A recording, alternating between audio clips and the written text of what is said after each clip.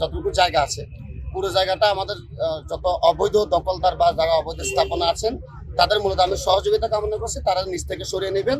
কারণ ইতিমধ্যে তাদেরকে বিভিন্ন মাইকিং এবং ডিমার্কেশনের মাধ্যমে অবহিত করা হয়েছে। তা আমাদের এই উচ্ছেদ অভিযানে শুরুতে যে আমরা একটু যে প্রতিবন্ধকতা পেয়েছি, তাৎক্ষণিক বাংলাদেশ সেনাবাহিনীর সেখানে আমাদের সাপোর্ট দেয়।